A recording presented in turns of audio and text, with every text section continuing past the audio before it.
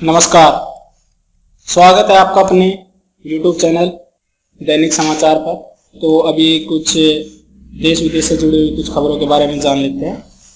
तो अभी तो सबसे बड़ी खबर यही चल रही है देश विदेश में, कोरोना वायरस।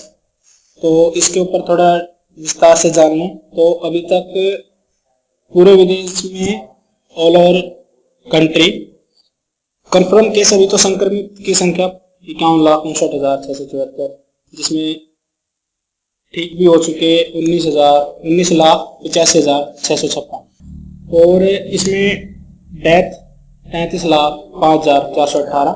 और इसी के साथ साथ अपने इंडिया की बात कर ली जाए तो टोटल कंफर्म केस हैं 1,18,447 और इसमें से एक्टिव केस 66,330 है और डेथ भी हुई है जिसमें 3,583।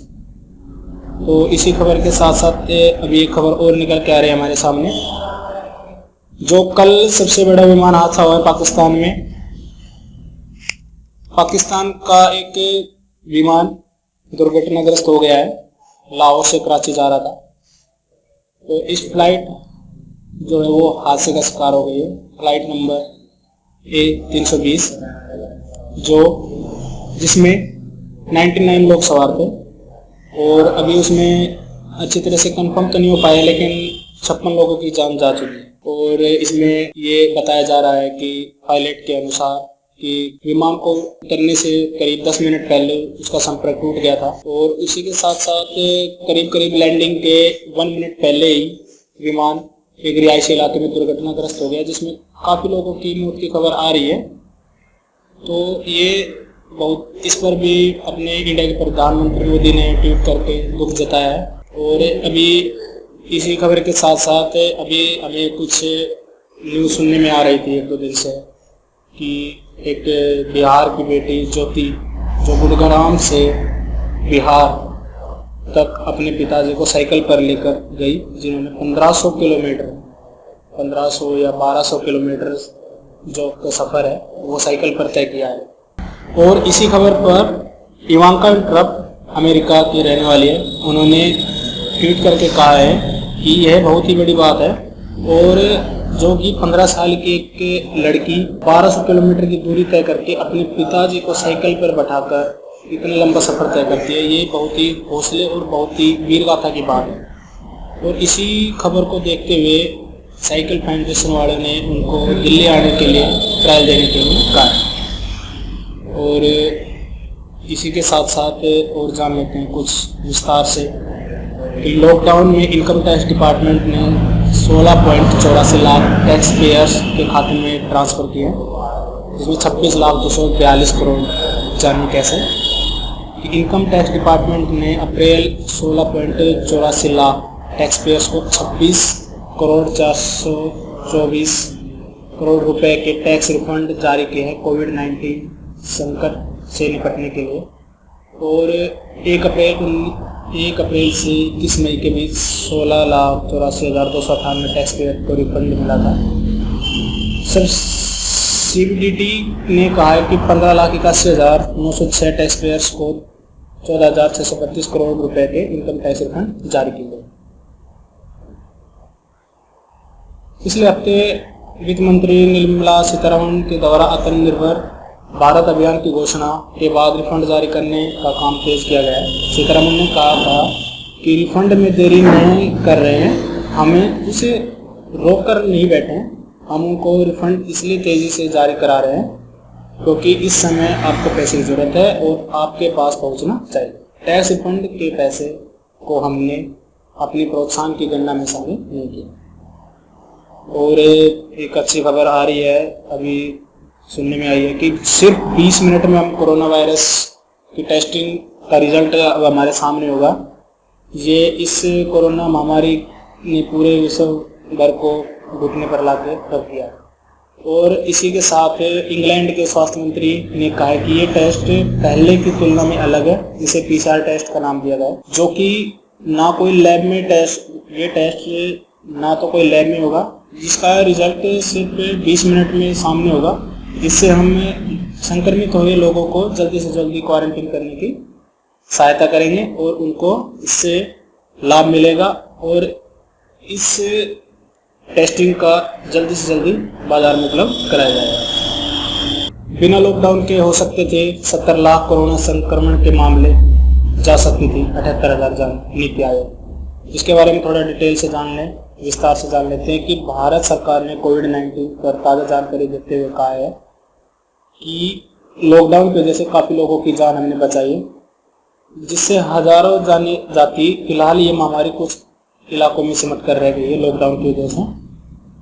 और लॉकडाउन के फायदे से जुड़े दावे करते हुए नीति आयोग के सदस्य वीके पॉल ने कहा कि 26 मार्च से 15 मई के बीच कोरोना संक्रमण के मामले की ग्रोथ से काफ़ी कुछ पता चलता है। वह आगे कहते हैं कि 3 अप्रैल तक 22.6% तक की रफ्तार से केस बढ़े थे। बता दें कि सरकार ने कई डेटा एक्सपर्ट से लॉकडाउन के फायदे और हो सकने वाली हानि को लेकर सर्वे कराया है, जिससे निजी कंपनियों से लेकर विदेशों की काउंसलिंग समूह भी शामिल रहे हैं। उन्होंने ये भी बताया कि पब्लिक हेल्थ फाउंडेशन इंडिया के मुताबिक बिना लॉकडाउन के 78,000 के ऊपर जाने जा सकती थी, लेकिन लॉकडाउन बहुत ही समय रहते हुए जल्दी कराया गया, जिससे काफ़ी लोगों की जान बच गई है और कम से कम कोरोना संक्रमित मामले हुए हैं। और वीके पॉल ने यह भी कहा कि 2 महीने से कम समय में देश में 1093 कोविड एक्टिव फैसिलिटी, 1,85,306 बेड है। वहीं 2,402 फैसिलिटी ऐसी हैं जहां 1,38,652 ऑक्सीजन फैसिलिटी वाली बेड है। हल्के लक्षण वाले मरीजों के लिए 6.5 लाख से अधिक बेड है। और अभी तक देखा जाए तो 27 लाख लोगों का टेस्ट हुआ है।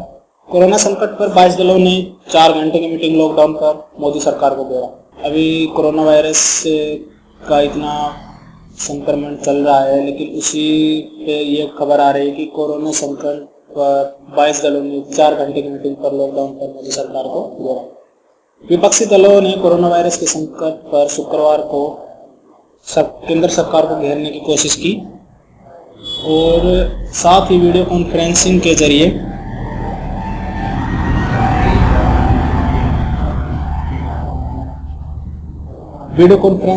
हुई बैठक में सोनिया गांधी ने कहा है कि इस महामारी से अर्थव्यवस्था को गंभीर झटका लगा है।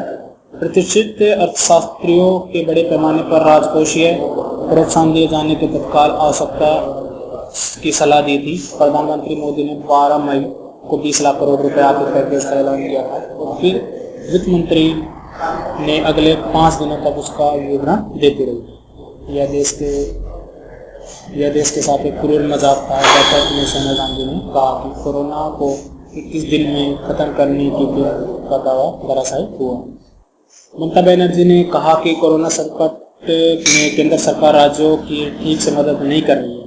वहीं महाराष्ट्र के मुख्यमंत्री उद्धव ठाकरे ने कहा कि सभी विपक्षी दलों को इस बात पर ध्यान देना चाहिए कि महाराष्ट्र में बीजेपी कैसा बर्ताव कर रही है। राज्य इसके बावजूद केंद्र के साथ समन्वय स्थापित कर काम कर रहा है। वहीं बीजेपी कोरोना संकट में आंदोलन का उतार हुआ।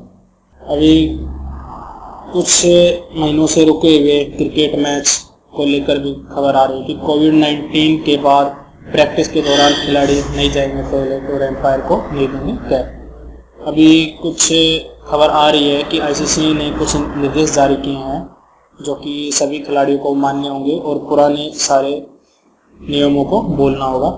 तो इसमें क्या क्या उन्होंने चेंज किया है, क्या क्या बदलाव किए हैं, उसके बारे में थोड़ा विस्तार से जान लेते हैं। कि मैदान में खिलाड़ियों को अपने साथ कैप लेके आते हैं तो उनको आप एम्पायर को नहीं दे सकेंगे, और अगर आप अपने धूप के चश्मे को भी अगर ग्राउंड में रखते हैं तो उससे भी आपके पेनल्टी रन जा सकते हैं। जैसे कि हेलमेट रखते वक्त,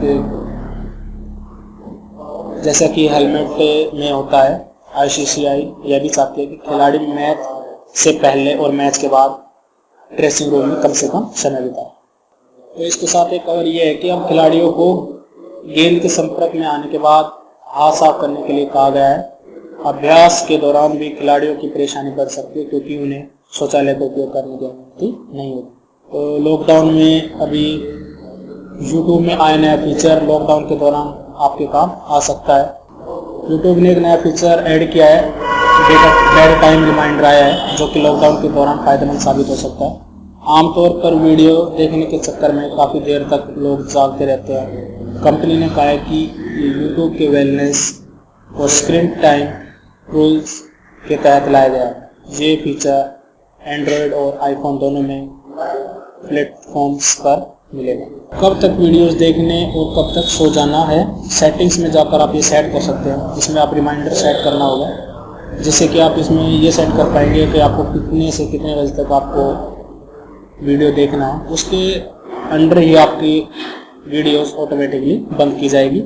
ये नया फीचर अभी ऐड हुआ है, जो कि यूट्यूब वालों ने अभी बताया कि ये एंड्रॉयड और आईफोन दोनों में प्लेटफॉर्म्स पे स्थापित किया जाएगा।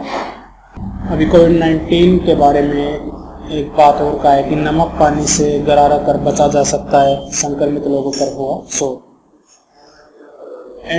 एडिनबर्ग यूनिवर्सिटी के वैज्ञानिकों ने शोध के बाद इसकी पुष्टि की है कि उनके मुताबिक लगातार नमक के पानी से गरारा करने से कोविड-19 से हम बच सकते हैं, कोरोना वायरस के संक्रमण में आने से बच सकते हैं।